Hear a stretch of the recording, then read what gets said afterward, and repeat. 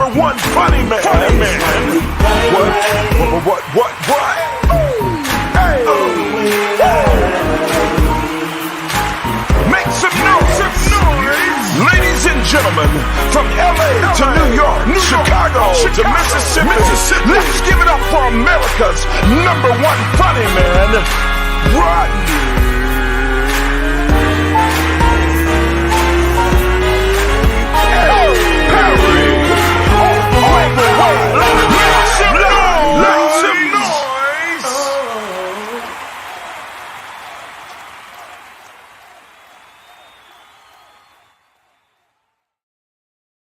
What up, party people? It's your boy, Rodney Perry. You're tuned in to Rodney Perry Live, and it's going down the way it always is going down. Now, crazy great weekend this past weekend. Fun. I did an event. I did the Black Push inaugural gala. And, you know, one of my little pet peeves, because sometimes when people do a first thing, they call it the first annual. But guess what? It's not. It's not annual yet because your ass ain't never did it. So it kills me when somebody say they about to do the first annual something. But this guy was smarter than that. It's the Black Push inaugural gala, downtown Atlanta at the Omni Hotel. Oh my God. When you talk about personifying the civil rights movement, and one of the things I love about Atlanta, and I know we got an audience from Texas, we got audience from all over the country, all over the world, but the beautiful thing about Atlanta is the connection to history. T. Gray is in the building, Keandra, Roy G, Sylvia, Teresa Bryant. Man, love, man, respect. Appreciate y'all popping in today.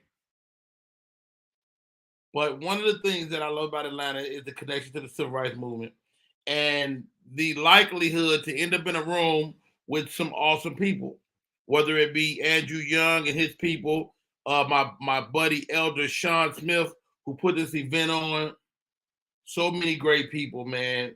They gave out awards. They gave out the Unsung Award, the Freedom Riders. The Freedom Riders, man, I got a chance to meet some of these people. And as teenagers, they put their lives on the line for the civil rights movement. I can't imagine what that must have been like. It was a great program. Helen Butler, I got a chance to meet her. She is the executive director of the Georgia Coalition of the People's Agenda. Man, nice lady, man. Good folks. And how about this? You young people out here know this. People are getting older. The people from the civil rights movement are getting older. So who's going to take the mantle going into the future? People like Zenona Clayton. She's 92 years old. People like Reverend Timothy McDonald III, Deborah Scott. These guys were all honored that night. So, man, we're going to talk to Sean Smith later on in the show today. But I just wanted to really shout them out. And how about this? Let me get my co-host in here. But I did something yesterday that I don't do. You know, and I know my co-hosts, they wild. They do stuff. But I don't do this. So let's get them on the show. Ladies and gentlemen, one of my favorite comedians. I don't know if she knows this. I watch her command the stage, destroy so many times. She's such an individual. She has her own podcast. It's called The Janet Dollar Show. It goes down Tuesdays on iHeartRadio. That's ATL Talks. Welcome to the show, Miss Janet Dollar Comedy. What's up, sis? Hey, what's happening, Rodney? How are you? And I cannot thank you for coming on enough, man. And I'm just a fan, man. I've sit and watch you, and you know, and you be like, look, Rodney Perry, you ain't going after me. you go, your ass need to get on out of here. But You know what? I respect you so much with your talent, your gift, and the platform that you set, and um, the platform that you set for comedians to just to be great. You know what I'm saying? You're not intimidated by new comics that's coming up through the ranks. You're always willing to give advice, and you're one of the realest that I know. So I just appreciate it. You were the first one to tell me make your own lane. You were one of the first ones to tell me that, so I appreciate it. But you have your own lane. I mean, you like just comedically, I gauge comics like this. If you say something, I wish I said it. I'm like, that's a funny damn comedian right there. Amen. And you live on the corner of that all day, every day. So I cannot thank you enough. Appreciate you coming on the show. Yes, My sir. next host for today is another lady that I regard as flat out funny. Now, the thing about this girl is she will quit for 6 months and come back. And I'll be like, that looks like Flo. Flo that came back and left several times. She never loses a step, though. That's the beautiful thing. Ladies and gentlemen, the funny, the super talented Miss Flo, so amazing. Flo, welcome to the show. Good morning. What's up, John? You ain't right, Rodney. Calling me out. Flo, am I lying on you? No, I'm out here now, though. I'm out here. You know what? It's something different about now. And I was going to say that to you because, like, you have a different focus. Mm-hmm. What is it? What is it now? What is it about now? Oh, I'm just ready to see what I can make happen before I get in that brown box. It's something about 40 that wakes you up and let you know, time is ticking. I don't know why I didn't think this way at 30 because we never know our expiration date. But hitting 40, it's like the time is now. You know what? The time is now. I understand what you're saying, but you ain't getting no box no time soon. No, you better say that. I know. Chill out, but I get it. I get it. And certain ages do make you damn stop and go, okay, let me recalibrate, let me focus. I didn't know this, Flo. Till the other day we was talking. You're married. Yeah, 22 years. 22 years in October. 22 years married. How does your husband digest all of this comedy nonsense? Oh, he a comedian himself. He's just afraid of the stage. So he enjoys that I had the courage to get up there and do it. So he supports me. I love that. And Janet Dollar, you've been with your man a long time. Yeah, we actually been married for 8 years, but I've been knowing my husband for over 20 years. We started out as friends. Yeah, we started out as just friends, hanging out with mutual groups of people. And then we turned 40 and we seen each other and was like, look, what is you doing? What you doing? We need to, somebody ain't gonna want us after a while. What you doing? Let's go on and do this thing, make this thing official. So yeah. Hey, these are my codes for today. Flo so amazing. Janet Dollar comedy. So here goes, guys. Yesterday, I'm at KNG Saturday. Oh, KNG. Okay. Looking forward to. I get to my KNG on. Okay. It's my store. I walk around there. I be helping people. You work there. They think I work there. So a man started talking to me. We talking at the register back and forth. He go, Rodney Perry, I'm a fan. He said, man, can you come to my church tomorrow? Now, I got to be honest. I ain't been invited to church in years. Back in the day, people would invite you to church all the time. I haven't been invited to a church house in years. I was like, you know what? I'm free tomorrow. I'm going to go. Right. I went to Mount Welcome Missionary Baptist Church in Decatur. Senior pastor Aaron Robertson. I was invited by Mr. Tracy Harris.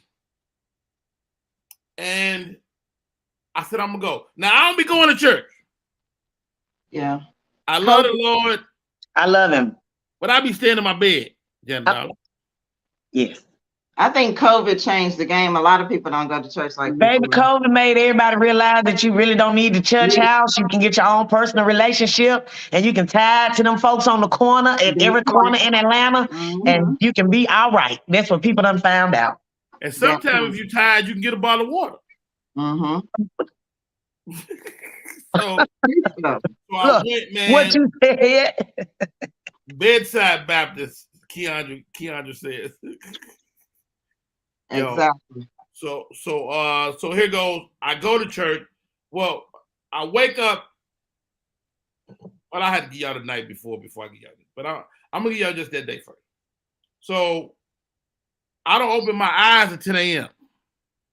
They start service at 10, and it's 30 minutes away from my house. I text and I say, look, it's 10 o'clock. I'm walking out the house, and I'll be there in 30 minutes. I'm still naked when I text that. But I done thought about my outfit. I done thought about it. So I'm gonna throw this t-shirt on. Boom. I put this suit on last night. Hope it don't smell like cigarettes. I put it on slow, and I hit it. I get over there, and they're in mid worship. Have you ever walked into a church and they was talking to you? Yeah, of course. The message, yeah. Man, this dude talked to me the whole sermon. I was like, man, I think I'm coming here to say something to them, and they didn't talk to me on the walk-in. You know, and so it was so amazing. Had such a great time, and so shouts out to Tracy Harris. Shouts out to the senior pastor, and he said, "Are we a hospital or a hospice?" That was his message. See, as a church, you know, he said, "You want to be we want." He said, "I'm about to do a series about us being a greater church." And so he broke down what the church was. He said, "I'm gonna step on some toes today." And so when I got up, I said, "You stepped on some toes, but you didn't tell us you was gonna be wearing no Timberlands." Ow! Sometimes it's like that, yeah. He got up in there, and I said, "You know what? You know, also, Pastor, he said he wants y'all to be great.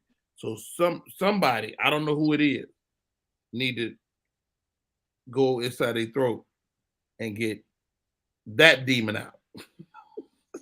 You stupid. Get that. Somebody got the demon they throw. They're not here today, but I can feel the spirit of a demon. They was hollering. But long and the short, man, how about this, Janet Dollar? When the last time somebody invited you to church? Man, I ain't been invited to church. I was snorting cocaine last time somebody was inviting me to church. I'm delivered now, Rodney. I'm delivered now. I can talk about it. I'm delivered. But yes. It's been a minute. You know, like you said, like back in the day, they used to invite you to the tent revival and church anniversaries and pastor anniversary. They don't do that no more. So yeah, I have not been invited. Hey girl, why don't you come to my church? And then when somebody do invite you, I be thinking, girl, where you go to church at? And what time y'all get out? Football come on today. I can't come to Sunday school because that's too early. Right. So amazing. Invited Are you a church goer?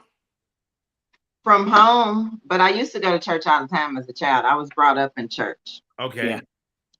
Now, but I haven't been invited to church. Oh my God, and probably since I left Cincinnati, maybe 8 years ago. Yeah, that's about right. You think about that. It's been that long because you know how the church has been over the course of years. So people, about 10 years ago is really when people were out. Other than Jehovah's Witnesses, I seen them at Publix this morning, standing outside because they can't come to your house no more. So the whole church thing has changed, Right. Yeah. I mean, that's true too, because you, like you say, I mean, I remember a time, but COVID definitely affected that because people realized they could be at home and still get the word. But I don't know about y'all, but my mother, my grandmother watched church on TV for years. Peter Popoff. Baby, if y'all get some of that little holy water oil from Peter Popoff, y'all gonna be mad. It come in a little thing like that to me. I know, and it don't work unless you send them some money. You got to send him some money. Activator. Got to send him some money. Now, did y'all see this? Creflo Dollar came out last week, a couple weeks ago. He said he been wrong about tithing. Oh, really? Yeah, after you done bought a plane with my money, sir. That part. Hold on, ladies. Don't jump down the man's throat. He making a point. Okay, sorry. Excuse So me. the point is, he say I was wrong because they've been preaching the fire and brimstone method to tithing, and he said you shouldn't tithe by necessity. You should tithe from your heart. That's true. So if you tithing because I said you should tithe, that's the wrong energy. So he's not saying don't tithe. He's saying tithe out of the kindness of your heart. That's how it should. So all that time you done forced me to tithe, you need to give me my money back. So well first of all, that money gone, Janet Dollar. Can I get my money back, Pastor? You sure can. Let's jump into this. Tracy Chapman versus Nicki Minaj. Do y'all know about this? I know about No. So Nicki Minaj was working on a song, and it looked like they used some Tracy Chapman music. Now Tracy Chapman don't play that. Tracy Chapman will not license her song to nobody. I heard that. She do not play no young artist. You can call up all you want. You can go meet her. But Tracy Chapman said you cannot use her music. So she's saying now Nicki Minaj owe her like $400,000. Yeah, $450,000 in copyrights. Yeah.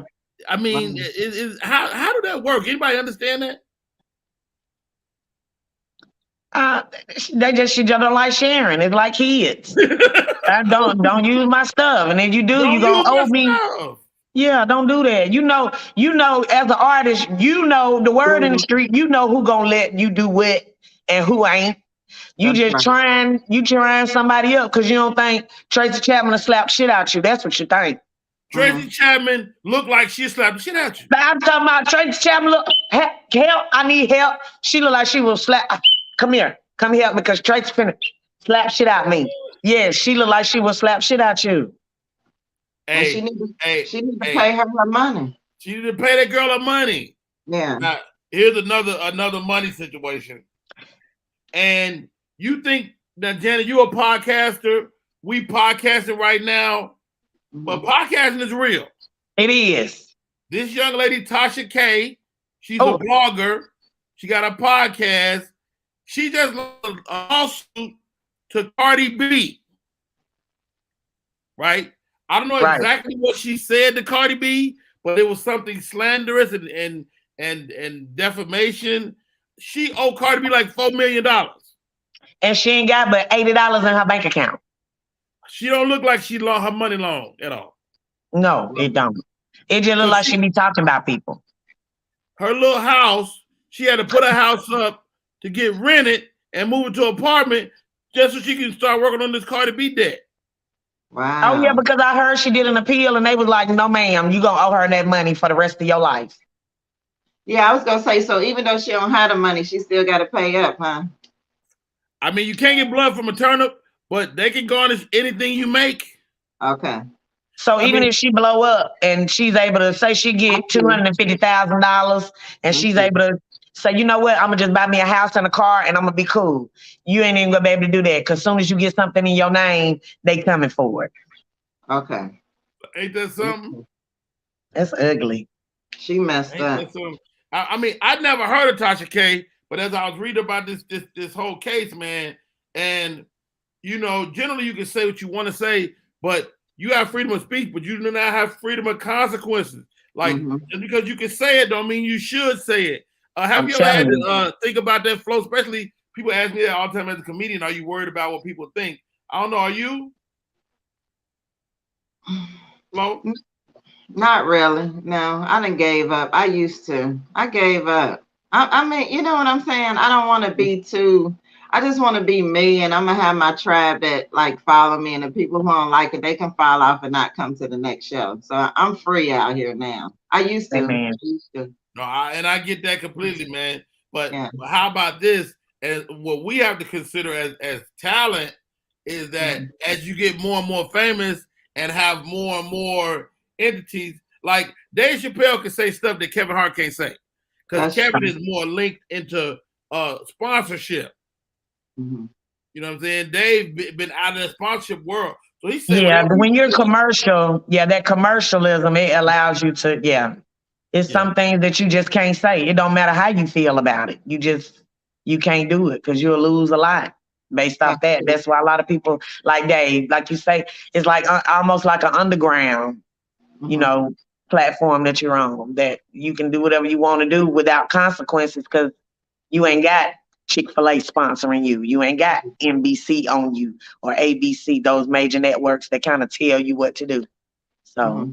All right, y'all. I got my co-host today, Janet Dollar, comedy in the building.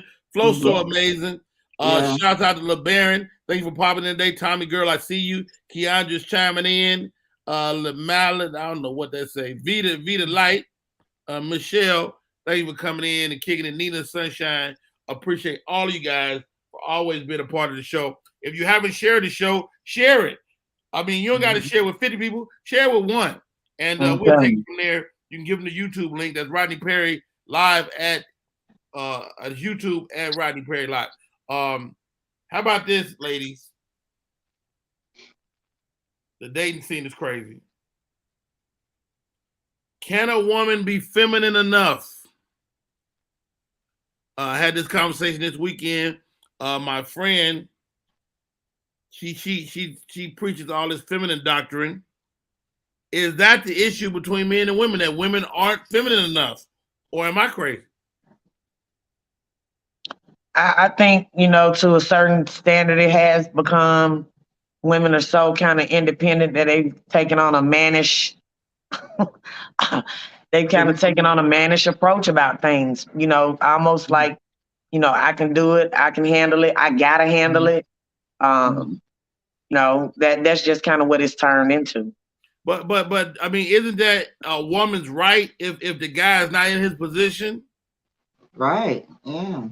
I mean, if you're dealing with a man that ain't in his position and can't doing his job, then you with the wrong dude. I'm sorry. If you got a man up in a relationship and you got to take over and do those things, you not in the right relationship, because a real man, you're going to be able to allow him to lead and you're going to be able to trust the decisions and the compromises that he make.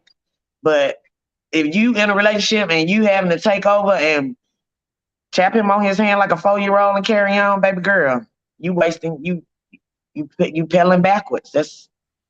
Wow. And then there's a lot of men out there, they've been babied by their mama so much that's what they looking for. They looking for a mama or a woman that will kind of take the lead.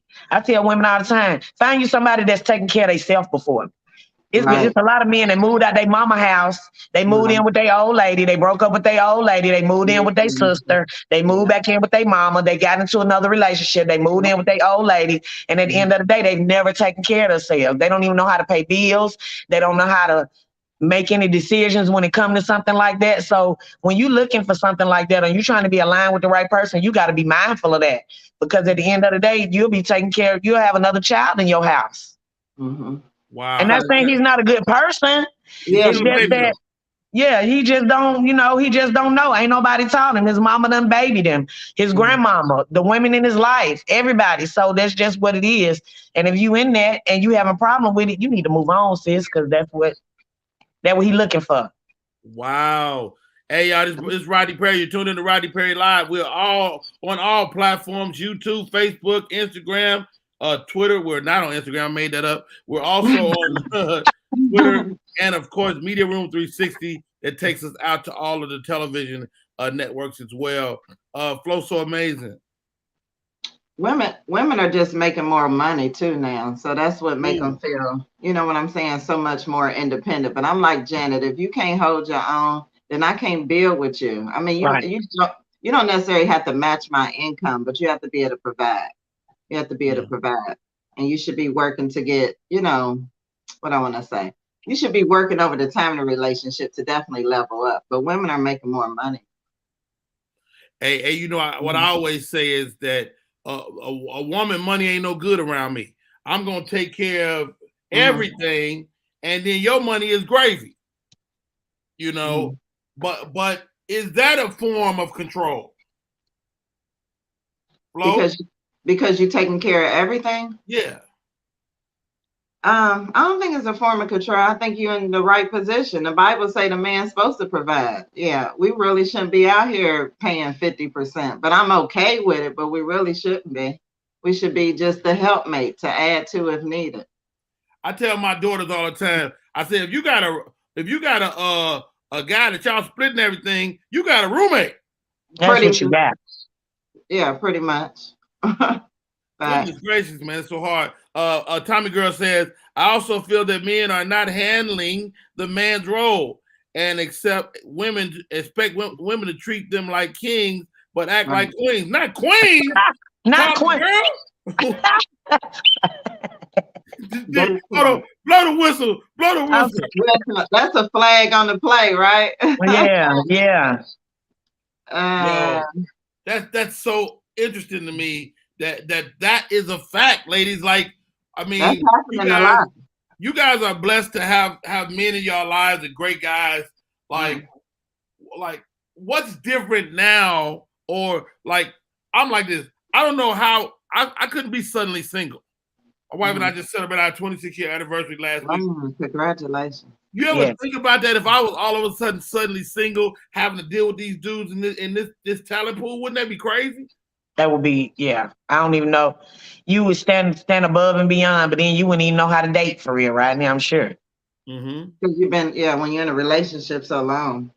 Yeah. I don't even know if I would start over. I don't know what I would do, but I don't think I would get married. I mean, what would you do? I don't know what I would do. Hey, that's it. That's when you start working it out. You ain't lying. Me and my old lady, we be working it out. We be like, you know what? I'm not going to do this over. Right. Wow. Because it's a lot of work. It's a lot of work. Well, I'm super excited to have these two ladies on. They're giving your boy the game. They're giving y'all the game. Welcome to the show, Tommy Girl, Keandra. I see y'all. Carl Harris, good morning, sir. LeBaron, popcorn. We need to get some popcorn in here, LeBaron. Rodney. Yeah. Did you see the did you see what a little girl was mad at her boyfriend because he didn't pay for all her 18 friends dinner on her birthday? Yeah, that was crazy. Bring me up to speed. A young lady, it was her birthday, and apparently she expects a lot. How old she had a birthday party. How old? She had to be how old? You know how she was? About Flo? Probably in her 20s. Early 20s, maybe 21, 22. Boyfriend, she got a boyfriend. She had a birthday party. 18 of her friends came to the birthday party birthday dinner. And she got mad at her boyfriend because he would not pay for all 18 people there. Yeah, she was big mad. Yeah. She wanted them to cover their meals or like drinks, the whole thing? She said you should have paid for everybody's meal. All 18 of her friends. Well, hold on. If we had to talk about it and I committed to it. That's a different story. That wasn't what it was, though. So she just assumed. Now, is he well off? I mean, he seemed to be, but he was just like, I'm not doing that. He said, it's your birthday. True enough, Janet Dollar. Flow so amazing, but hold on. If you around here posturing like you got it, you have to assume that people gonna hit you up that way. Yeah, these younger, that's it. They're gonna test you. You right. If you don't say I'm not paying for that at the outset, then when you get there, I don't know. The show you done put on might perceive that you were gonna pay for it. Right. Maybe. Yeah. And is it fair? Probably not. I mean, we all got well-off friends. But if we had dinner, I'll keep my hands in my pockets and he said he ain't paying. Right. So you telling the truth, Rodney. You gonna sit back. And how about this? As comedians, if I'm the senior comedian, it's assumed I'm gonna pay for at least one meal. Not with me. I don't assume. Now, if it was like you said, if they super well off, I guess maybe. But I don't assume. I guess communication would be the key in this situation because that should have been discussed before the birthday party. If you wanted me to pay for all 18 of you and your friends, you should have said, "Hey, babe, blase blah. But you don't wait till I get there and be like, and put me on the spot, like, because that's how she was. And then she went on to call him, and don't nobody want to be dealing with no broke nigga, you know. Ooh. So right. So she kind of put him on the spot like that. She did too much. But I kind of shifted us a little bit because as a comedian, if we on the road, right, I know you featuring, you opening, and you ain't making no bunch of money, I got a meal for you. You know, and I ain't rich, but I got at the very least, if I can afford to feed you, then I ain't got no business headline. Right. Okay. You know, that's just, and I get that from people that mentor me, people like Sid the Entertainer, Steve Harvey. You know, they was millionaires, but they would make sure at the very least you could eat. Right. You know, but now that you say she was like that though, Janet Dollar. Yeah, her neck she was doing like this the whole time. Yeah, she was. With all her 18 friends standing behind her like, we hungry. Wow. Maybe it was her birthday gift, but she couldn't assume that was her birthday gift. I don't think so. I think he actually gave her a bag and a birthday gift. Yeah. He was like, it's your birthday. It ain't their birthday. Put Keandra's comment up there. Keandra says, but you can't assume people will do stuff because they can. That's true. Right. Like me and Flo wouldn't go to dinner with Rodney and expect, and without a conversation being held, just assuming you Rodney, be like, girl, I know he paying for our food and our drinks. You just don't assume that. You need to come prepared. You know what I'm saying? Right. And I press my daughters always be prepared. If you ain't got no money, stay home. That's it. Yeah, I don't like people who actually show up like that and assume. I don't care how well I'm doing. It make me not want to. Don't assume my money. I don't care if I'm doing. Like people calling me already, and all I got is the interview with Rodney Perry. They call me now. They already looking for something. Listen, I did Kev on stage. They like, let me borrow something, nigga. If you don't settle down, that's a one-time event. Like, and we streaming. They ain't send me no check. But I can't now, do y'all deal with that with y'all children? Like them assuming they should get certain things? Yeah. And my kids be like, Daddy, can I go out? Blah, blah. I'm like, yeah, go ahead. And then the next thing I get is the cash out. I'm like, how you going somewhere? And you ain't got no money. How you gonna add? You need to stay home. Right. That part. My son do that all the time. I got a 17-year-old son. He does that all the time. Have we spoiled them, Janet Dollar? Did we do it? They are. Yeah, I'm good. They are. My son, he 13. He ain't quite there yet. He know he got to kind of work for what he wants. So, but I know once he turns 16, 17, feeling himself, he gonna be on that. He gonna be feeling like, yeah. Right. And you also building the young man. Absolutely. Flo, so amazed. You got a young man. Talk to me, man. Do you ever be like, man, I'm spoiling this boy, but you want to give him stuff maybe you didn't have? Right. Yeah. I had a talk with him the other day. He got to get a job now. I'm tired of it now. He getting too expensive. His hair alone is $150. He has locks, so. Oh my God. Yeah, the retwist and stuff like that. So it's girl, I got some beeswax and told him to sit down. Huh? Go ahead, Jenny. I said I done got some beeswax and told him to sit down. I did, but it looked at a hot mess. He looked like he looked like Jay-Z. He had big parts. And he said, Mama, I'm not playing with you. I'm too cute for this. So yeah. Yeah. Is that your only one, Flo? No, my daughter, she 21, but she works. My son just need to get a job. He just need to get a job. I gotta help him find a job. What do you now you ain't got make him go get it himself. He's so lazy. If I don't get him started, you know what I'm saying, get the application. I'm okay with that, as long as he go to work. But that's where we baby these young men, right? And then they grow up, and look for women to do it. So I'm kind of guilty of spoiling. Oh my God. I think we all are this day and time. But that's also you pushing them out the nest too. So, you know, I'm not mad at that, at you helping, you know, for him to get a job. What does he want to do, if anything? once the ultimate goal is to go to the NFL. He's been playing football since he was 5, so he's a wide receiver. But he knows, How tall is he? He's 5'11". Okay. Yeah, he's sitting there. But he knows, you gotta go to college and take up something. So he's gonna take up hygiene, get his bachelor's in hygiene. Hygiene. Yeah, cleaning teeth. Soap and water. Hygiene. He trying to keep people from being musty. No, hygienist. We say hygienist. Oh, dental hygienist. Yeah, he'll be cleaning teeth. Yeah. Oh, okay. They make good money too. They sure do, because that's a little space to be working in. Yeah, they make good money. He gonna be hygienist, but he gonna run a 4.40.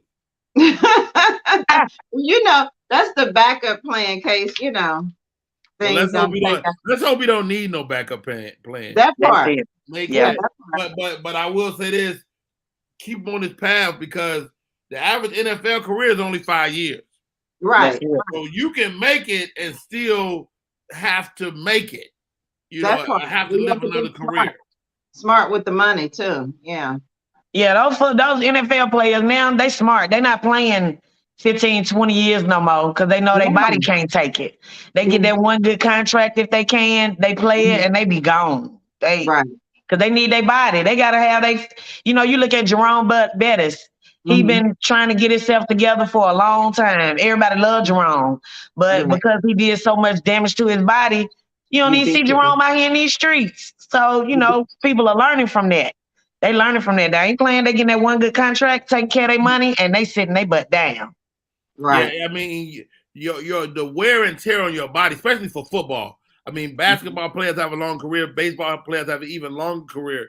But the wear and tear on a football body is not a game. You're getting into a wreck every play. Right. Yeah. Well, I see now where basketball players, they cannot come out of high school and go to the NBA, and nor can football players, but they still allow baseball players to come slap out of high school and go play baseball. Oh, yeah. And I'm not sure if that's because that's mostly a Caucasian-dominated industry, or, because they stopped us, because the NBA, baby, we was going straight out of high school. We were leaving Westlake going to the NBA. Oh, yeah. Now, no, you got to go to college. You can come out of high school and go NBA. You can now? I thought they had stopped that. No, what they did, how about this? They made it where they can make money. Yes. They got the OTE league, so they can stay 17 and play on this other league. I mean, I just went to an event right across from doggone here in Atlanta, across from Atlantic Station. It's an arena. Have y'all been in there? No. I haven't been there. You can drive right by it, but it's sitting right there. So you at the light facing downtown Atlanta. Okay. Right? Atlantic Station is on your left. Uh-huh. On your right is an arena with a 2, 3, 4 basketball courts in there. Oh wow. Yes, ma'am. I went there last month. I was like, I didn't even know this was here. It was amazing. So you can go from high school to the NBA. You can go from high school and go to OTE and make money. Okay, you can make money from there. So it's like so instead of having to go to college and not making no money, you can opt to go make money as a professional, but a young boy against young boys. Right. You're not like a young boy against adults. So it's kind of still a preparation, because cats are having to go overseas if they want that experience. And so baby, you do not want to go overseas, because Brittany Grandma has made a believer out of baby. You can't get back over, right? Good. Ain't nobody finna go over there. Absolutely. And let's not forget, let's get Brittany home, man. Shouts out to Brittany Griner, and such a tough situation. And let's do this, ladies. Let's take a break. We come back, more to the show. My name is Rodney Perry. You're tuned into Rodney Perry Live.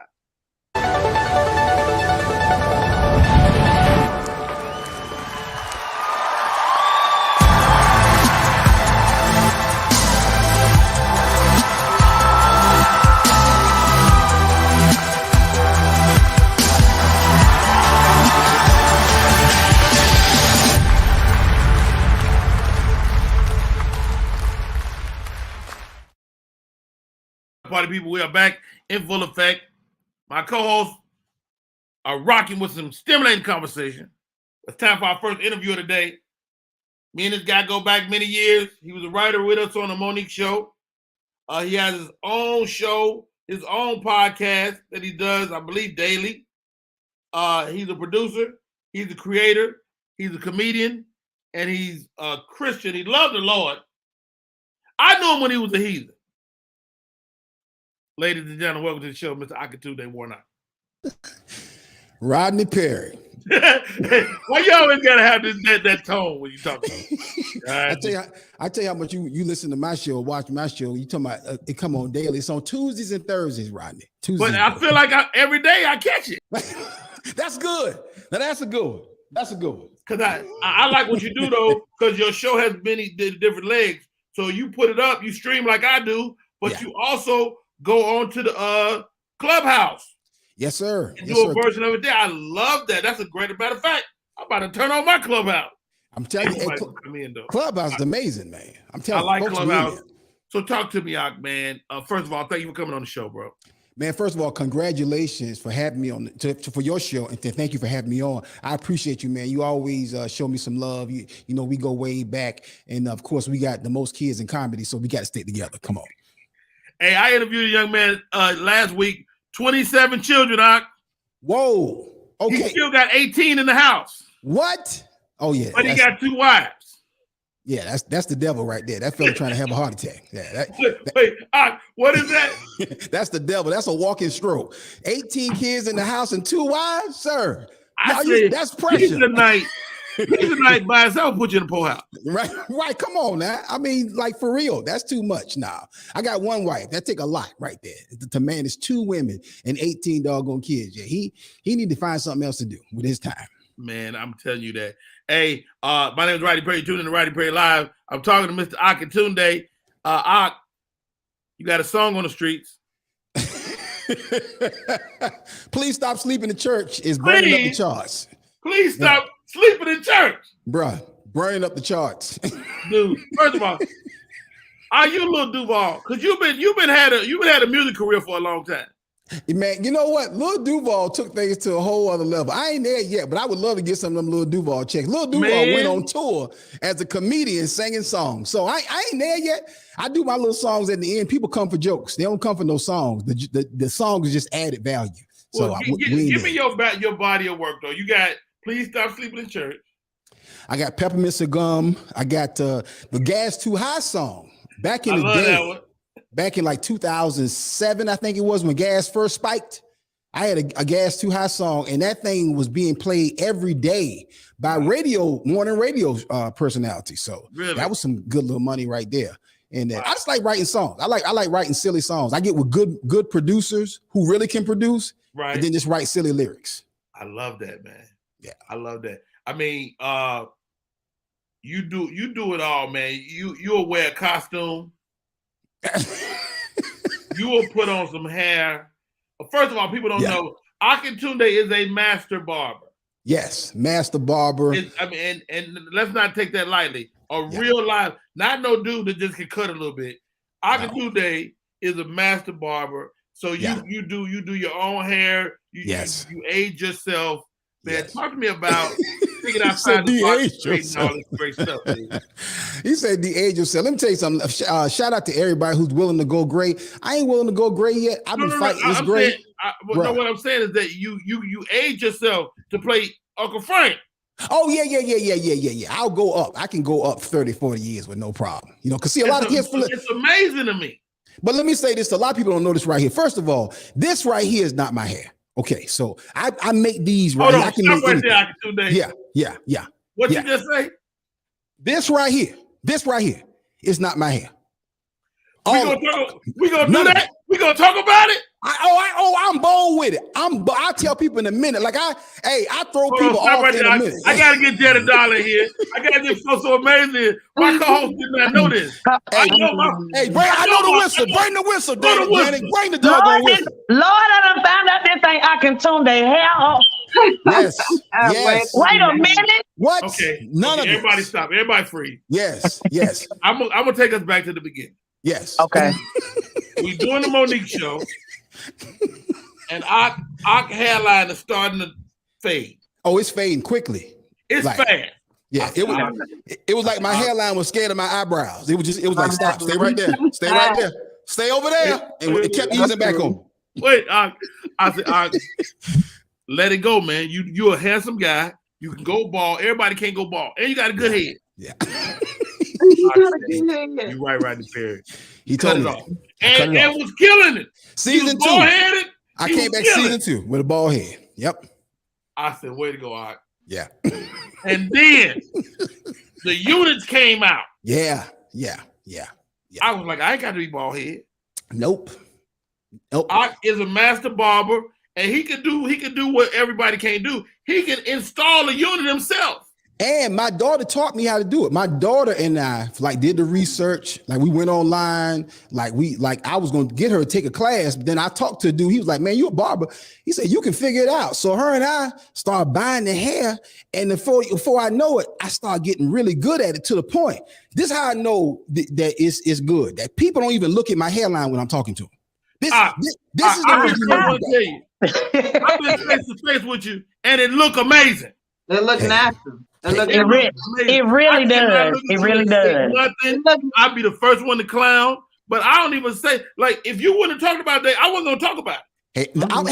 I'm bold with it. I'm thinking about putting out a wig line. I ain't figured it out yet. But if I figure out how to put these bad boys out, I'm talking about these comedians. They would talk about it and laugh about it, but then they'll tell you, bro, when I buy mine, just don't tell nobody. You hear me? They would be the first one with some hair and dare you to look at them crazy. I already know.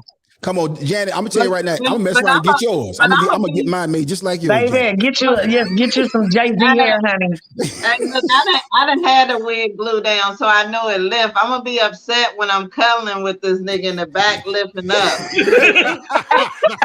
but that's the thing. So you ain't gotta worry about that. You ain't gotta worry about that. He can actually adjust it and take care of it. Yeah, I didn't figure out how to make it. I didn't figure out how to make sure it don't shed, how to make sure it don't lift up. I ain't worried about none of that. So you sleep in it. Do you put it on the nightstand at night, or you just sleep with it on? No. Oh, this don't come off. No, I keep this on for weeks at a time. Oh yeah. I'm talking about like a real. Okay. I see you after someday. This is not a game right here. Sometimes I forget it's my hair. It's not my hair. Sometimes I do something. I say, "Oh, hey, player, that ain't your hair. Slow down." Slow down. Right. Look, get out the pool. Don't go in the water. Don't you go in the water. I tell them this, man. Yeah. Because we talk about this offline, of course. Yeah. And you schooled me so hard. You was like, Rod, I like the way I look. It make me look fine. Give you confidence, dude. Mm-hmm. Talk to me about the confidence factor of not having to worry about what your hair look like. Well, for me, I rocked the bald head for years. I mean, I had jokes about it. I had songs about it. It don't need me trying to hide it. My last comedy special, which is out there, distributed by a major distributor, I talk about the first thing when I hit the stage. So it's no secret that I used to be bald head and that I couldn't grow no hair. So then when I figured out the units, I was like, hey, it's cool. It's a great conversation piece. Other brothers come up and they're like, man, they're kind of clown a little, and they come like, hey, man, so for real, man, so how you do that, bro? Like, could that thing look real? Like, could I do that? And so it's a lot of brothers, if they could do it and pull it off and they knew they would do it. But see, here's the thing. I tell people all the time too, I am a hairstylist. So I know how to manage this. If I'm on the road and I need to keep it up, I need to change something out or whatever, I know how to do that. If you're a regular brother who going to the plant every day, this might not be the thing for you. You ain't lying. If it was somebody that wasn't trained, they'd be putting eyelash glue in their hair. I already know. Especially men, they wouldn't even. I'm telling you, it'll be like the Gorilla Glue girl. You'd be like, I done put some Gorilla Glue on my unit and I can't get it off. Now, wait, Candace says, and you have a part, but the part is a secret. Oh yeah, the part is really like the piece that really takes it over the top. Because if you look at my head, you really can't tell. So the part is like clean, and so if somebody doubt it, and I don't want to tell them, they probably look at that part and say, "Oh yeah, that's his hair. That's no way. That's not his hair." So yeah. But now, what about the battle of the grays? Because I gave up grays. I'm going bald face, Homer Simpson lip, or My kids kind of look like Homer Simpson, Flo. Let me tell you something. The two most aggressive things out here in the atmosphere is Trump supporters and gray hairs. Gray hairs do what they want to do. They just pop up out of nowhere. You think everything is right, and then you just forgot to shave one little part of your neck right there, and you got like a whole little patch of gray hair. So I'm probably going, at some point in the very near future, I'm probably going to give up the gray hair and just go ahead and get a salt and pepper beard, because it take more work fighting the gray in this beard than it do to wear this unit. I'm talking about that. What I say, y'all worry about up there. We be worried about it. Ladies. We be worried about our little tootie pop hair turning gray. I be thinking. What's a tootie pop? You know what a tootie pop is? Well, I be asking my husband. I be like, babe, is that gray hair on my tootie pop? You can't dye. You better not put no dye down there. No, you don't want no dye down there. No, you put some dye down there, you're gonna be in trouble. It's like being with an old gray puppy. Anyway, we didn't bring you on here to talk about your hair. Right. I don't know how the conversation went left. It just went left. It is what it is, though. Hey, I'm gonna tell you what happened. Janet Dollar happened to that. But I'm not mad, because thank you, Jim. Don't be mad I said tootie pop. Hey, it's a tootie pop because I eat them. But anyway, look. Shout out to Janet and that whistle. That whistle cracks me up. I see them videos, and she's go to blowing that whistle. I'm like, that is hilarious. Talk to me about your comedy, man. You produce comedy specials. You produce stuff for other people. You do comedy competitions. Your business. You know, you and your wife have put together a solid business foundation. Talk to me about that, bro. Well, you know, it was amazing. I was coming over here today and I was thinking, I said, man, you know, me and Rodney from the old school generation. And a lot of times people tell me, man, you know, I see you doing this and I see you doing that. And they don't realize, Rodney, it's a lot easier today because of the internet. The stuff that we used to have to do back in the day just to get work. I'm talking about having to call comedy clubs with phone books. You know what I'm saying? Oh, wow. You know, I'm talking about 411. Remember 411? You had to call a city and you had to like dial 411. You like Atlanta, Georgia, comedy clubs. And then it give you the numbers and you had to call the club and you had to get the booker, and then the booker don't come into Thursday. Then you had to call back and get the fax number, and you had to fax it to him and call him back. He's like, I ain't got the fax. And then you had to fax it again. I mean, comics don't recognize. They don't know how you had to go out with quarters and put $1.25 in quarters in the payphone just to make a long distance phone call. So if you take all of that from back in the day and you put it here with all these different tools we got, I mean, you got to think. We are talking on a high-speed internet signal. Mm-hmm. Like it's a doggone satellite, like it's ABC. Right. So it's like, why not create your own content? And then a lot of comedians, I think, have to understand you really got two economies in booking. In comedy. You got two economies in comedy. You got the booking economy and the audience economy. You either learn how to get booked or you learn how to grow your audience. And the key is, if you don't recognize where you are with either one of those, you'll be doing stuff like you a comedian with a huge audience when you're really a comedian who need to be booked. So for me, I recognize how to do things to grow my audience so I can sell tickets, but at the same time over here, stay booked and take care of the house. So you learn it, particularly when you guys many kids, me and Rodney got, you learn how to stay working, you learn how to figure this game out. So I can tell how many kids do you got? You keep talking about all these kids. How many kids you got? Well, I got 5 kids. Now they're adults now, but when you got, it don't matter. They don't stop. They don't stop. Oh, yeah, you be thinking when they turn a certain age that you done. No, that's when they finna turn up on you with their grown ass. I know. Not in 2022. These kids be wanting to stay around the house. We know, we came up 18. Your mama told you we was ready to go. You going to college, you get the job. You gotta get up out here. You gotta pay rent. You gotta pay. That's it. Like they can stay, but you gotta pay rent. Yeah. Ain't nowhere for free, but go ahead. See, I'm about to drop another special, am I right? I'm about to film one. I literally about to film one. It's probably moving it right now to first quarter. We about to do a film though. We about to do a full-fledged feature film. I announced it this past weekend at the Stella Awards that we're doing the film. It's called Thursday Morning, and we're filming it right here at our studio. We got a small studio here in Columbia, South Carolina. So we'll be filming it here. Is this the movie you were working on a couple of years ago? Is you revisiting that?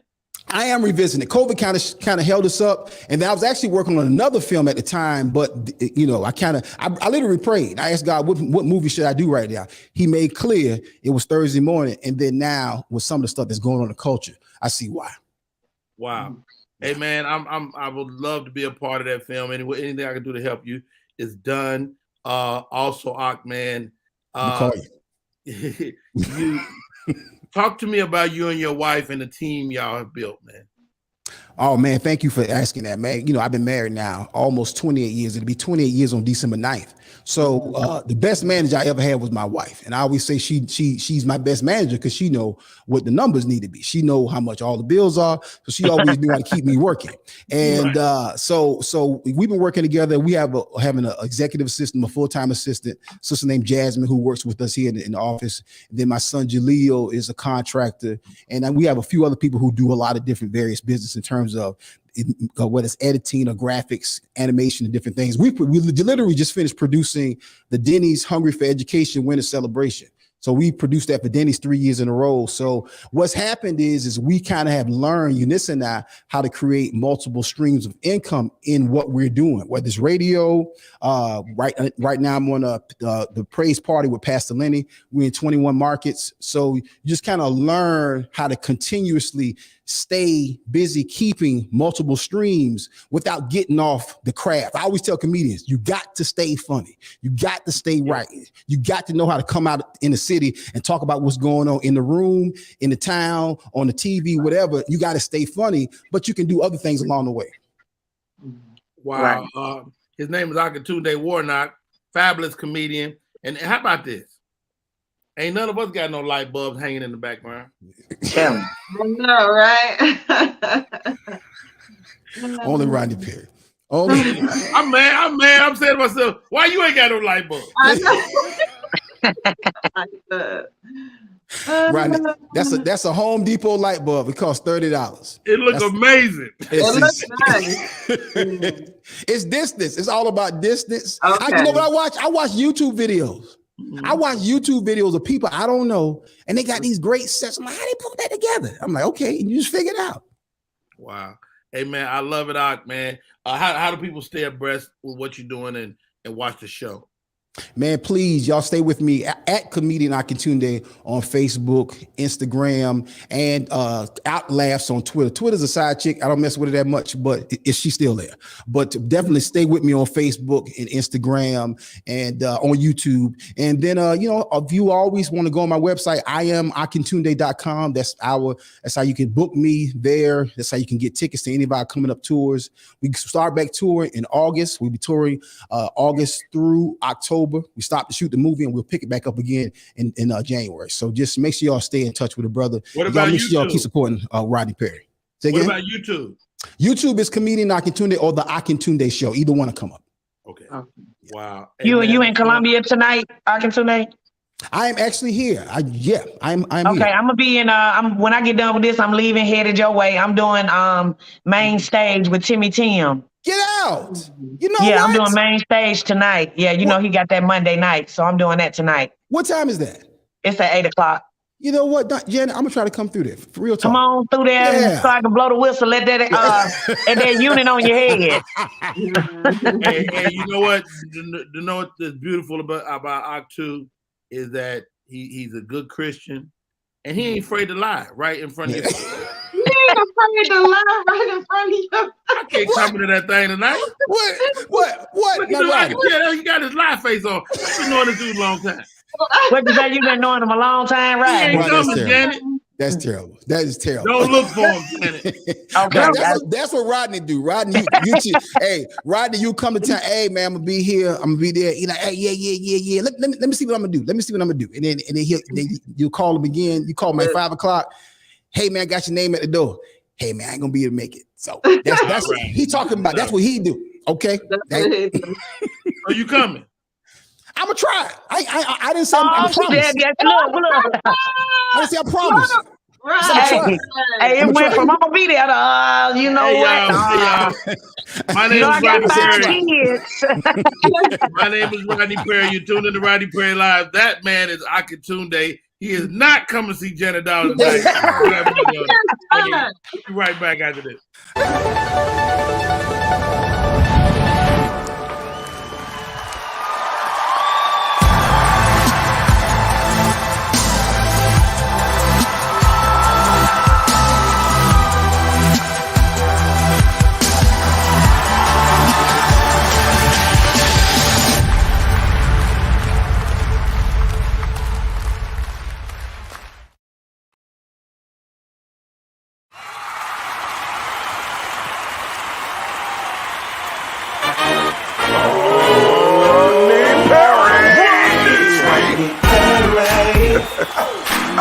Get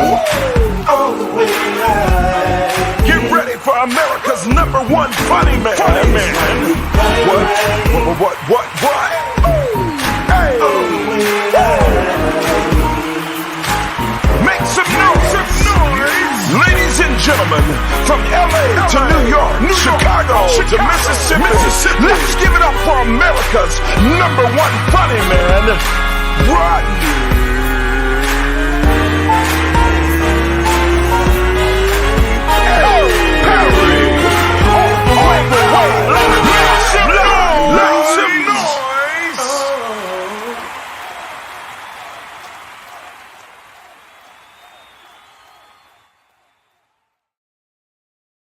Yeah. What's up, party people? It's your boy Rodney Perry. You're tuning in to Rodney Perry Live. I can't thank my guest enough. Akatunde Warnock, super great guy, great human being. And not only do we joke with each other, we sharpen each other, make each other better men. Thank you so much for coming on the show, Ak. My co-host for today, Janet Dollar. Flow so amazing. Thank you. We're coming to you in this couple of seconds. But I got my homie just popped in. Ladies and gentlemen, I got an opportunity to do an event this weekend, and it was absolutely the most fulfilling event maybe I've ever been a part of. It was the Black Push inaugural gala, and I said this, Sean, I've been a part of many events. People have a first annual event. You can't have first annual because ain't nobody ever did it. Okay? It's got to be something more than that. It's got to be the inaugural gala. Welcome to the show, Elder. Not even necessary, man. Thank you so much. You can't stop me, Sean. I got to do it. I seen you in action. Thank you so much for allowing me to be on this morning, man. Thank you for being one of the most dynamic hosts we could have had for our first inaugural gala. You were absolutely amazing. Man, Sean, man, I gotta chill just as you was talking just then. You put me in the room. They told me years ago, and I got a chance to meet your mom, your family. They told me years ago that you would be before kings and queens. And you put me in a room before kings and queens, right? I mean, to step back and look at the Freedom Riders, the men and women at age 19 and 20 that decided to go on this trip for civil rights, not knowing if they would come back or not. It was so powerful. Me and Candy sat down as we got back home and we just reflected on the hundreds of years of history you put together. Zonona Clayton. Yeah. And how eloquent at 92. Yeah. She cracking jokes. Yo, Sean, have you had a chance to stop and pat yourself on the back?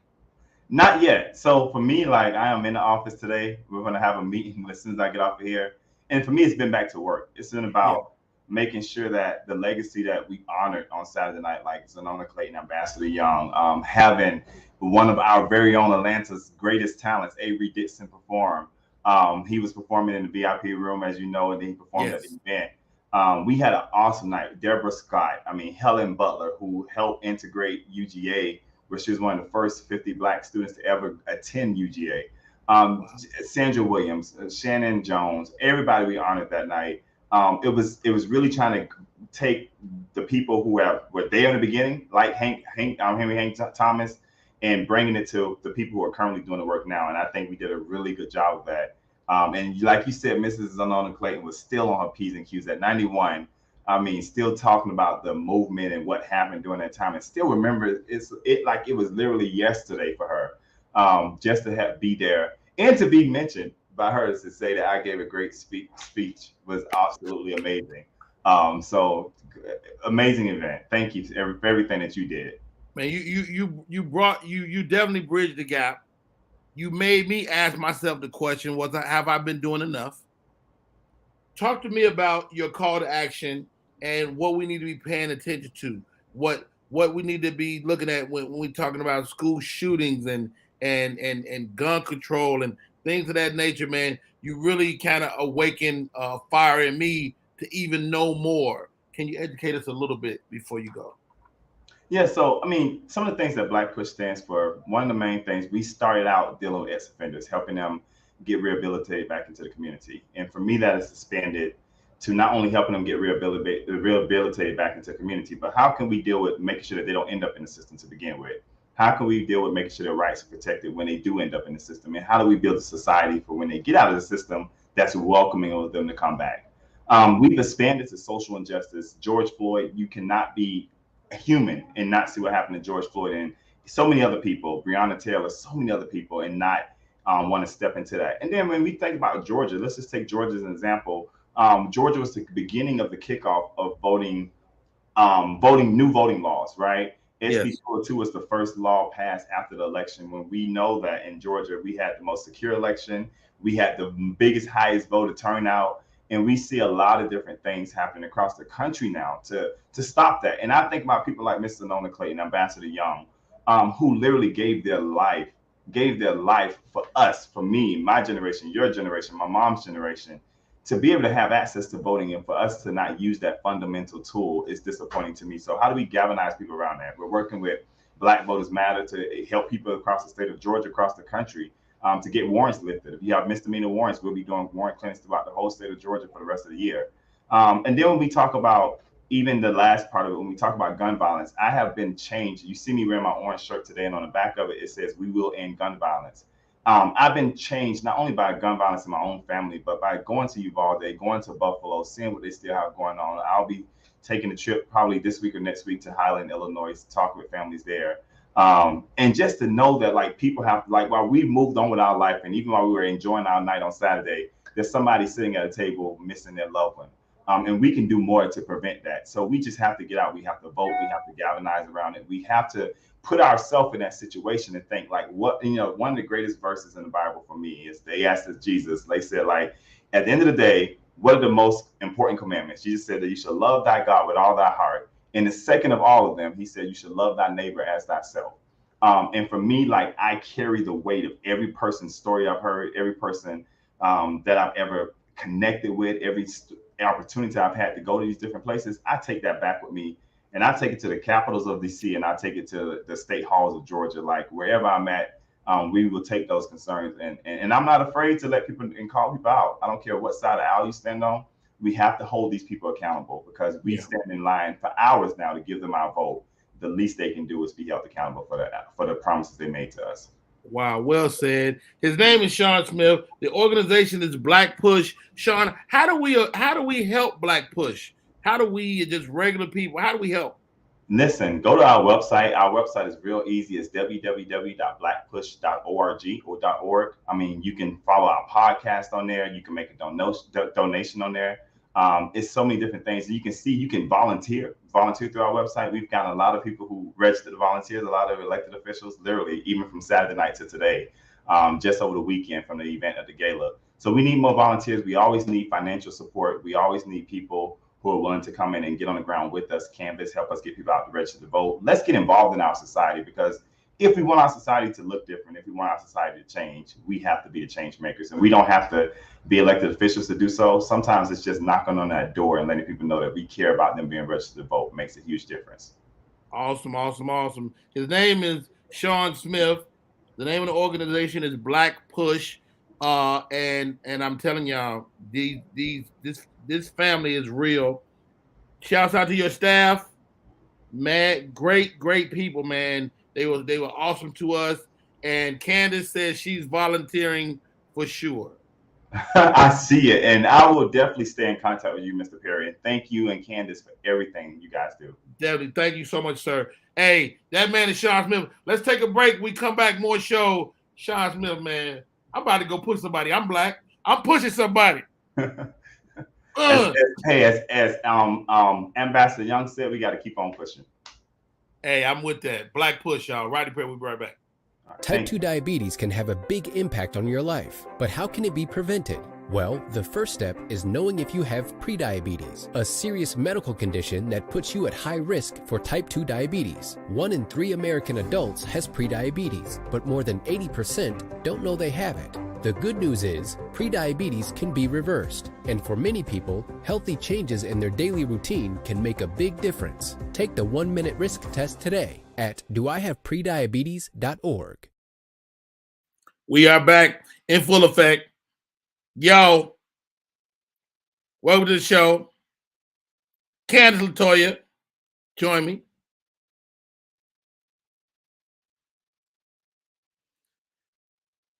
You muted.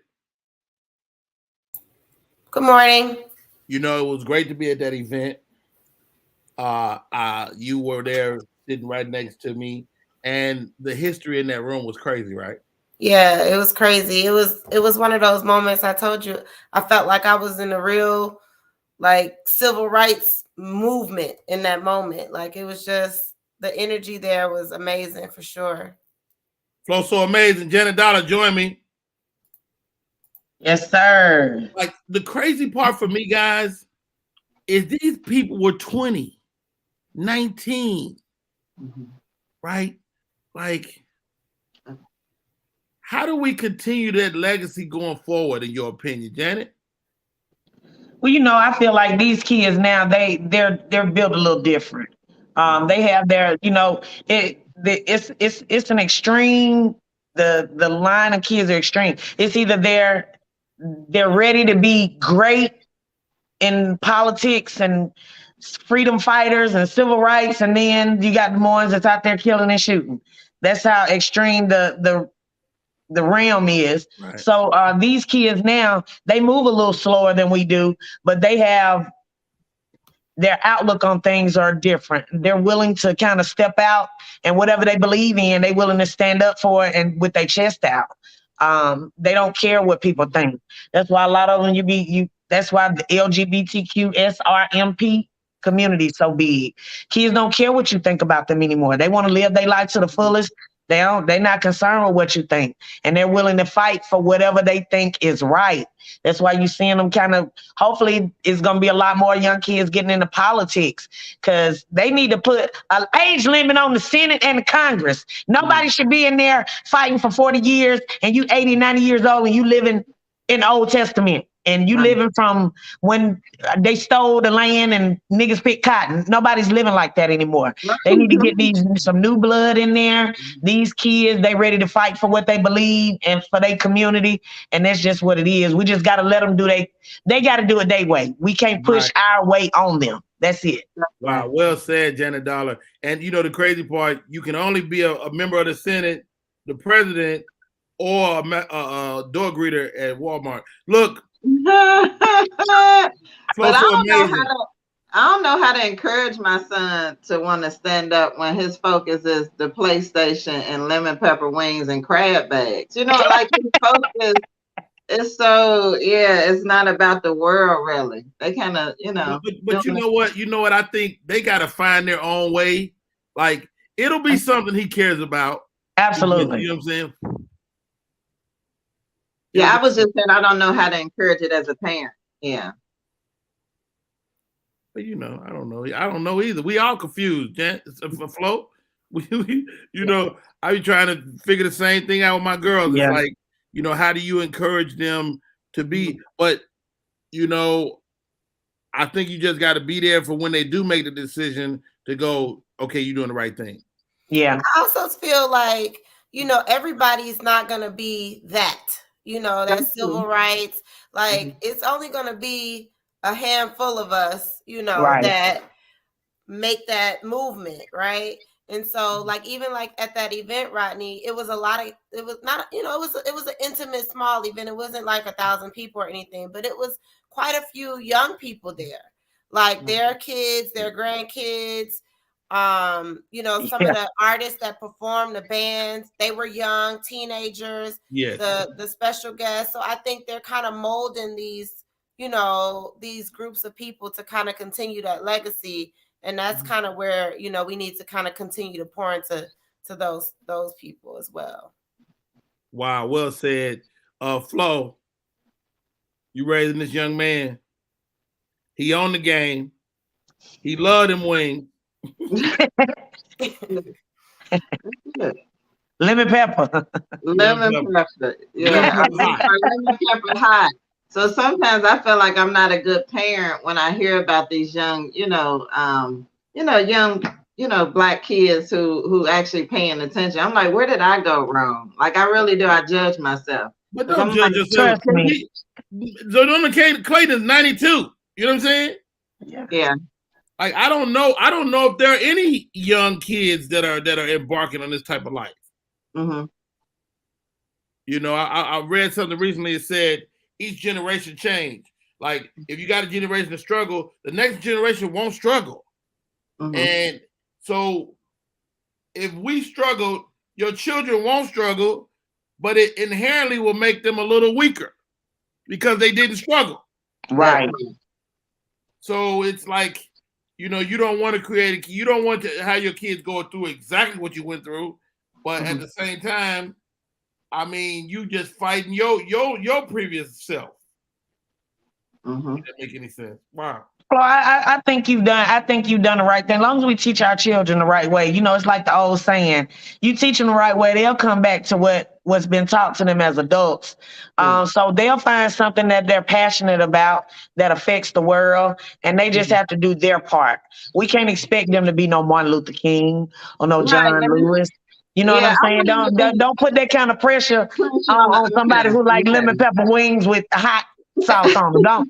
Yeah. They gonna find something that's going to be beneficial to them and the people that they love and they support. You know what I'm saying? So yeah, don't make him out to be don't say, baby, you got to be John Lewis. Don't do him like that. He gonna find something and he gonna be passionate about it. And like Rodney said, you just got to be there to just encourage it and say, you know what, do that.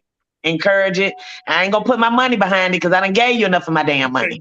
But I'm gonna support it and I'm gonna be your cheerleader. Yeah. Hey, shout out to Rodney said to me, he told me that night, because when we got in the car, I was like, man, I feel like I don't do enough, Yeah. And I started to think, well, I was like, I was the team mom for the baseball team for about 8 years.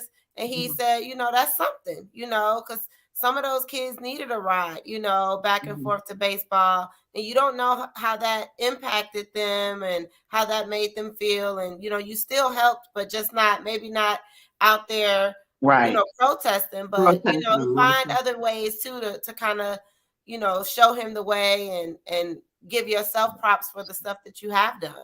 It's like we said earlier, tithing is a lot of different things. Giving back is a lot of different things. Shouts out to Akatunde. He popped in the chat. He said we were Old Testament hilarious. He came in there also. Cut that Wi-Fi off. Yeah, that's how you get them focused. They're gonna find a way to go around that. I know, get that Wi-Fi. Need my Wi-Fi. If I turn their Wi-Fi off, I turn mine off. I need my Wi-Fi. Anyway. Thank you, Lavina. Thank you, LeBaron. Thank you, Miss Tommy Girl. How about this, ladies? It's time for the question of the day. Okay. And let's give this to Flow So Amazing first. Okay. What is your greatest achievement? My greatest achievement is, of course, raising my children well. They're not civil rights movement, but they're good, respectful kids. And then, no, they really are. They're respectful. I just don't know how to help them be a part of this next movement, but they will eventually. And then fight my way back from depression and anxiety. That was tough. Ooh. That was tough. Well, can you expand on that? Because, man, I'm just, my daughter suffered from anxiety, which I never took serious. It's a horrible feeling. It's like having a heart attack all the time. And trying to catch your breath. Yeah. You worried about stuff that ain't even manifested yet. It's a horrible thing. How are you able to get through it? Because it seems like I always say this, as a Black man in America, I don't have the luxury of being anxious. But my daughter suffered from anxiety. And so I had to really stop and learn about it so I could help her. How would you able to get through it? Just taking time to step away and really work on instead of pushing things down that, a lot of times we go through traumas in our life and it started early on, not like, several traumas, but just I went some trauma earlier. Normally, not always, or genetics. My mom and dad have anxiety too and struggle with depression. But so I went through, a little challenge as a teenager and then, just kind of pushed that down and just, just kept moving through life.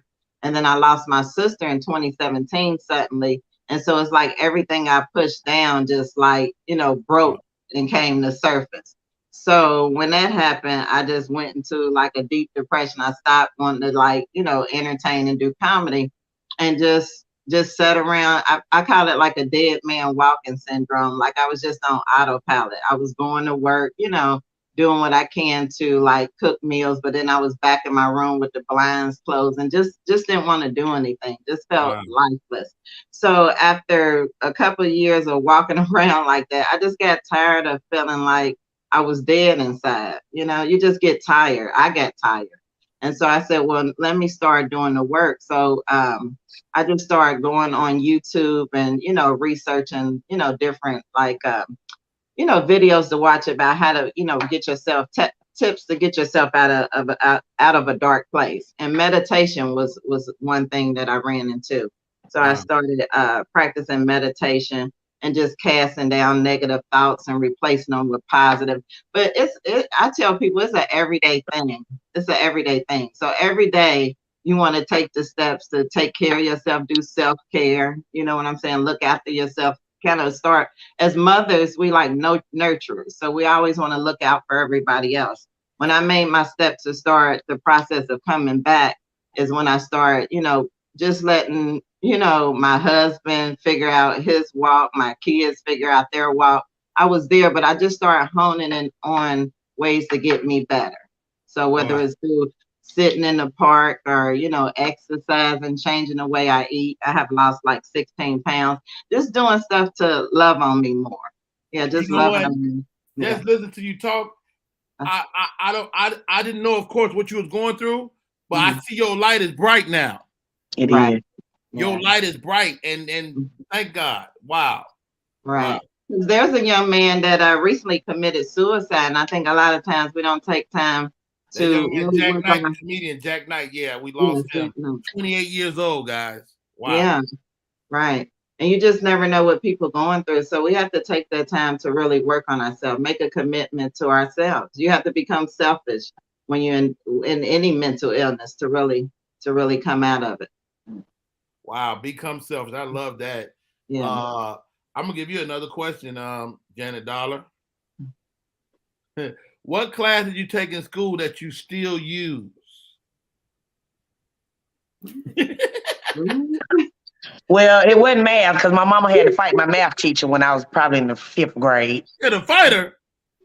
Yeah, because she was trying not to pass me. Yeah, if it passed my 10 fingers, we in trouble. I can count money. That's about it. Fractions and all that decimals, they were not my. I like writing. I guess that kind of just drew me into comedy too. So I took a lot of drama when I was in school. My mother kept me busy in the church doing plays and things of that nature. So I'm gonna say English because I used to like to write and create stories and lie to people. So. It's amazing how you cultivate your children and they kind of latch on to certain things and your mom probably didn't know you would latch on to it, but look at that. Yeah, because what started me, I used to do poetry in church, like Christian poetry. And then I started out before I started doing comedy, I was doing spoken word. So in Atlanta, that's what I was kind of known for. I would host spoken word shows. And then Big Kenny, he saw me. We had booked him to do some comedy at a spoken word event. And he told me, he was like, "You funny." And he was like, "Why don't you come and try to do, and I studied comedy. That's when Twisted Taco was over there off of 17th Street Bridge before they even built it. I used to go over there and watch Carlos Miller, Hank. It was a lot of comedians, Clayton English, all of them. I used to watch them. Drew Thomas over there, Reggie Jackson, white girl Reggie Jackson. I used to watch them do comedy over there, and I just did my homework. And one day I got on stage. So I owe Big Kenny that for just putting that out in the atmosphere. And you know, a lot of times we don't even know how strong we are. We don't even recognize our strengths in places and things. And you just have to take those strengths and you have to move forward with them, even in fear. You know what I'm saying? That's what the faith without works is dead. It is, you know, with even when you don't see a light at the end of the tunnel, you just still have to move forward in your fears and your anxiety in the unknown.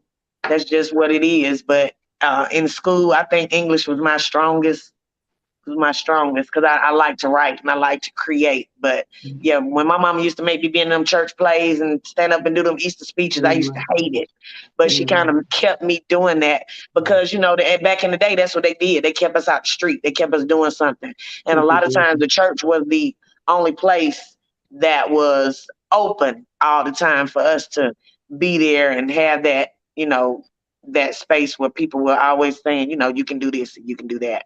So even though I don't go to church today, I do owe them for a lot of Janet Dollar being me. Hey, y'all. My name is Rodney Perry. This is Rodney Perry Live. One more question. This is for everybody. You too, Candace. What movie can you watch over and over? Candy. Coming to America. Really? What down. scene? It's so many good ones. You are so sweet to me. I like the Samuel L. Jackson scene. Anybody move, I'll blow your effing head off. I like that. I like the when he comes to the room with Arsenio and he done changed up the room. He's like, it's a big rat. I like that one. And of course all the classics, but those were two that like are two of my favorite ones that like I can use over and over again, like throughout the day sometimes. Yeah, Coming to America. Flow So Amazing. What's your movie? Every time you see it, you stop and watch. Pursuit of Happiness. Am I saying that right? With Will Smith? Yes. And when he sat down and told his son, never tell nobody what you can and cannot do. That was everything. Did you cry? Did that movie make you cry? I ain't gonna lie, I'm a gangster, but yeah, I cried a little bit. I felt like I was his little son, just got a wig. You know what I'm saying? That touched me. So that's my movie. Janet Dollar, what movie you stop and watch every single time? Life. That's the movie for me. My favorite scene is when they had tried to escape and they came back and they made them stand on them bottles and their toes got stuck in the top. That was and they were standing up there and they was together, but they were still mad at each other. So that, you know, that right there, it just kind of that movie for me, a lot of people got their different take on things. But that movie for me, it shows you how friendship is. You know, you go through things with your friends, everything might not be right, but at the end of the day, y'all be partners for life. You know what I'm saying? When you need them, they there. That's true. Bust up in there and sing the upper room. Hey, and movie, the go-go room. Yeah, the boom boom, Ray's boom boom room. Mine is the 5 Heartbeats. I like that one. That's a good one. Every single time it come on, I gotta watch. And let's do this. My next guest is in the queue. I haven't seen this brother in a while. He has taken his life and career to another level, yet another level. Oh man, talk about sing. He from that red clay out there. We're gonna take a break. We come back. Xavier Lewis.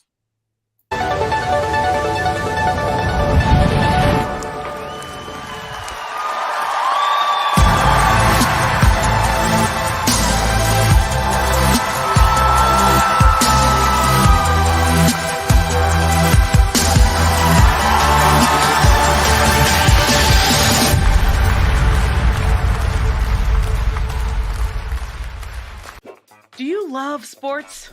Then you should know about STEM. Because maximizing nutrition, analyzing peak muscle performance, calculating the perfect shot, and more are all made possible by science, technology, engineering, and math. In fact, there are more careers than ever in sports science. So if you have a passion for sports, then think about getting involved in STEM and improve everyone's game on and off the field. Get inspired at shecanstem.com. That is big. That STEM is big. You get your children in science, technology, engineering, and math. My name is Rodney Perry. You're tuning in to Rodney Perry Live. I like this dude, man. I like this dude. This dude flat out sang. You understand me? You know what? Let's get him on here. Let's stop pontificate. Welcome to the show, Mr. Xavier Lewis. What's up, brother? Yo, come on, man. What's going on? Man, I was perusing the Instagram. Yeah. And I saw you was in the competition. I said, why don't we have him on the show? First of all, how about this? I don't care who win the competition. XL sing his ass off. Right now, XL is sitting on his back because he don't have no butt. Man, the antidote to R&B, dude, you've been doing it. And I even liken my career to yours, man, because some people don't know, but you cold. Man, thank you, man. Thank you. Yeah, man. Talk to me about the journey, man. Because you've been building this for a while, X. Yeah, it's been a long time. And you know what's crazy, man? I tell people all the time, I say, man, ain't take a day off yet. You know what I mean? It's just like, people think they saw you doing something at a certain point in your career, and then they fast forward it to like where you are now. People think that you just start coasting. Nah, man, we just dig deeper, And so it's crazy because my career, like I had a friend, Betty Wright, rest her soul, man. Betty Wright, that was my industry mama, man. She got me started professionally, and in Miami. And I had a friend one day. I was coming back from the airport. I was living back home. I'm from Miami, living back home in Miami. And it was like, yo, it's this audition. You need to go. This the last day. They had already been, through auditions for like 3-4 days. Sobe Entertainment, Warner Brother. There was a new artist coming out at that time by the name of Urban Mystic. Soulful dude, man. And I was like, well, shoot. Okay, I'm on the way. They told Betty Wright I was coming. The label hired her to put the band together. And got there, long story short, man, killed it. And was touring with Urban Mystic for like four years, man. And fast forward to now, this same person that called me that day shot me like a DM a few weeks ago and was like, yo, how did this get past me? Is this competition going on? It's huge out at Hollywood, man, go ahead and register. So I did. And I'm in the competition right now. That's what you saw. It's the opening act 2022. Due to the pandemic, they kind of stopped it for a couple years, but it's huge, man. You get a chance to become an opening act for world-renowned, bands and musicians. And it's the cause behind this competition that I love the most. Yeah. Man, Xavier, man, you're so consistent. Wow. Which is the best compliment I pay to people, because if I don't know who's gonna show up, that's not a good thing. One thing with Xavier Lewis is that it's always gonna be soulful. Yeah. It's always gonna be R&B. It's always gonna be relevant to the time. Yeah. How do you stay that way, bro? Just looking in the mirror and knowing who in the world I'm looking at. And it may be to some people such a simple response or answer to your question, man, but just staying true to who you are, man. And big bro, you make it easy for me to be able to follow that example, because every time I see you, or every time folks see you, they see Rodney Perry. They don't see somebody trying to be somebody else. Always consistently Rodney Perry. So just staying true to who you are. Like I found my voice, and I'm not really talking about my singing voice. I'm talking about my person, that brand. I found that a long time ago, and I was like, out of everything in this world, man, I'm just every day work on being the best me, and so folks now know, they definitely know, like you said, man, they gonna get sold. It's gonna be in new school packaging, man. We got some amazing things outside of this competition that's coming. And shoot, man, I may have to have you as the host, man. It's crazy. X, I'm down, man. How about this? When did you know? Now, like we talked about the philosophical version, but like I can hear your speaking voice, but that don't mean you can sing. Right. When did you know? Man, I think just growing up singing in church, you know, them giving me an opportunity as often as I like, you know, to be able to just grow in my gift per se. I started to find out who I was and who I wanted to be, right? Mm-hmm. You know, when you're on that platform, you're going to find out what worked, you're going to find out what don't, you know? And so just having the opportunity to do that. And as I journeyed throughout my career, you know, I realized that I wanted to be connected to people's soul, you know, from my melody and my tone to my lyrics. You know, if it wasn't necessarily so deep, I ain't really want no part of it, you know. And it's a saying, right? Once you turn 40, that whole kind of like, man, I don't care, kick in. You know, by time you get 40, and I'm not saying I'm 40, which I am 40 now, but by time you get to a certain stage in life, you no longer put on your shirt caring what nobody think about it. You no longer walk out the house, you know, you get dressed how you want. You carry yourself how you want, and you at a place where it's you know exactly who you are. So for me, you know, I just love the way people reacted when soul just hit them, you know, and they jump to their feet, or they make a sound, or they make a, you know, they reply to your performance in a way that, you know, just the typical kind of like performance didn't give. So I tapped in early, and it, you know, it started throughout my youth, but definitely we took it to another level as we grew professionally. One of my co-hosts this morning said you have to be selfish on your journey. Is that true to you? You have to be selfish on your journey. I think so. I think that definitely holds a lot of weight, because if you're around here, firstly, trying to please everybody, you know, I came up with a saying, and I'm trying to find it here right quick, but I came up with this thing one day. I just rolled over and I just created a post, you know, for IG, and it was just like, oh God, where is it? I got it here. But it was basically just me saying, you know, I'm finally at a place where it's no validation. I don't need your validation. Come on now. I don't need your validation. I don't need your validation on my song. I don't need your validation on my singing. I don't need your validation, point blank, period. I'm a creative now at this place and space where there's no validation needed. And so when you say you got to be selfish, I agree. I think you definitely got to be so locked in and not caring really what people think, or not caring really what, you know, people say.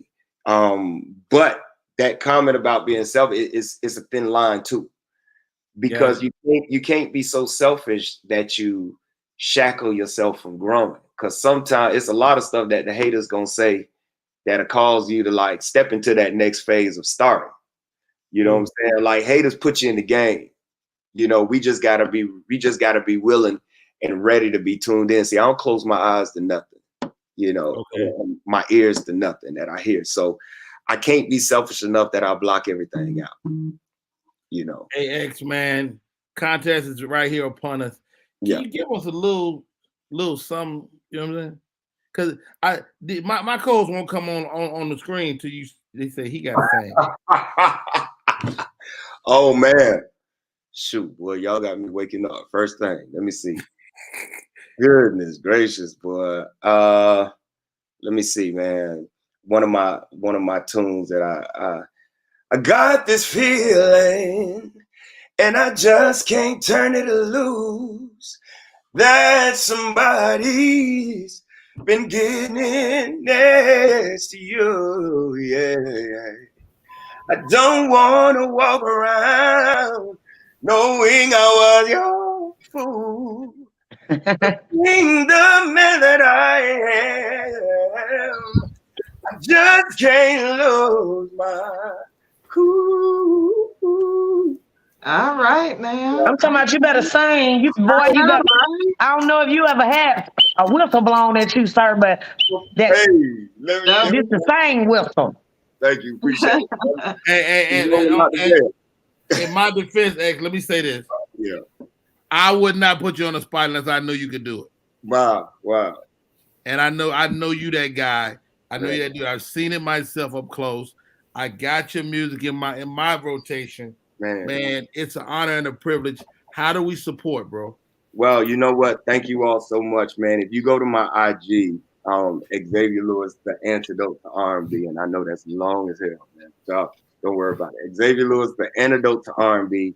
I have plenty of posts on how to vote. I just did a post this morning, right before we just came on, actually. We got about 3 more days for this first round of votes. And it's a nationally run competition. And we're in 3rd place right now. They taking the top 20 on to the next round and the next phase. And for everybody out there, one more time, it's the opening act 2022. What's dope about this competition? Like I said, everything that I really want to do, I want it to affect people in a positive way or reach the soul. Well, this competition ain't just about a singing competition, right? It's connected to the American Prevention for Suicide. You know, American Foundation for the Prevention of Suicide. Basically, I may be off with that title. But man, you know, you can do a free vote every 24 hours. But you can also do donated votes. Every $1 counts as a vote, you know, and those funds go back towards suicide prevention and those that's dealing with it. And so when I'm able to be a part of something that just does something for somebody else, man, I turn up even more. So y'all could go to my page. The link is in the bio. Xavier Lewis, the antidote to R&B. Please share. Please get your folks to vote. It's 2 things that'll come up when you click the link. Either it say validate yourself by your card. You know, we black folk, we ain't typing in our bank card in there. You know what I'm saying? But you could you can type in your Facebook and immediately just like that. All that is a validation process. It just want to know that you're a real person. And as soon as it does that, it's gonna say your vote has been counted. And I appreciate everybody's votes. I appreciate your support. Man, consider it done, man. Xavier Lewis, it's an honor and a privilege. And what's that thing you said with the gray on it, Janet? A tootie pop. A tootie pop. Janet say and we were talking about gray hair, and they were talking about hair on their head. I said we be having a problem with tootie pop hair. That gray hair turning on our tootie pop. Hey, man, I know. She texted me. She said my tootie pop is moist. Yeah, it's a little moist when the antidote. Yes, when Xavier's thing. Come on, man. Come on. Tootie pop get a little moist. Get a little warm. Hey, Candace ain't got no fan. We've been on 10 weeks. It's our first I'm telling you. And how about this, guys? Didn't we come full circle? We talked about mental health earlier. And Xavier, you brought it all the way home, man. We don't book these shows. God does, man. And it's an honor and a privilege to have you on the show, man. Thank you for having me. Thank you. It's very nice to meet you, ladies. And I really appreciate it. Yeah, we got a lot coming up. I want y'all front and center, man. We're going to start this concert series in just a few weeks. So Xavier Lewis, the antidote to R&B, is his Instagram page. You can go over there and vote. Thank you, brother. Appreciate it, man. Appreciate y'all. My man, XL. What? Love it. Let's take a break. No, we don't need no break. Let's do this. Flow So Amazing. How do people stay in touch? What's your IG? Oh, IG. Everything Flow So Amazing. My website. I need to update it. But no, everything Flow So Amazing with 2 Z's or Y on the end. Right. Just how you see it on the screen. All social media Flow So Amazing. I keep it simple. My email Flow So Amazing. I love it.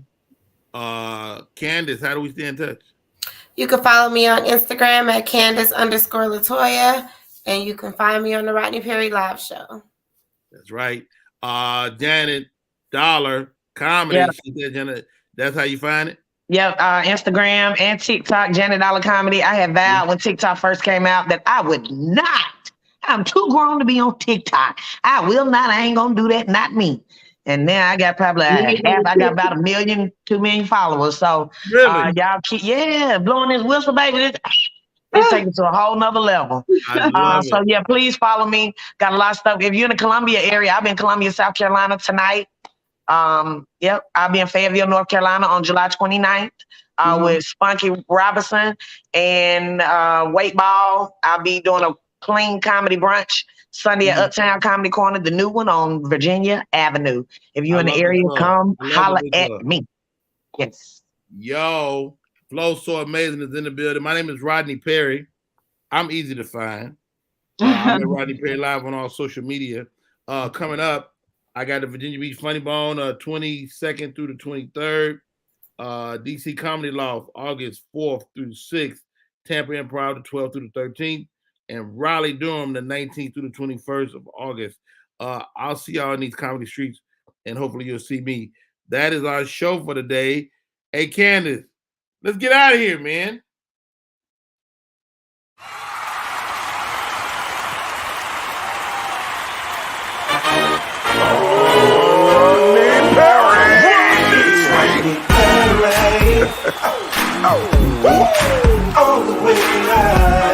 Get ready for America's #1 funny man. What? Hey. Make some noise. Ladies and gentlemen, from LA to New York, Chicago to Mississippi, let's give it up for America's #1 funny man, Rodney.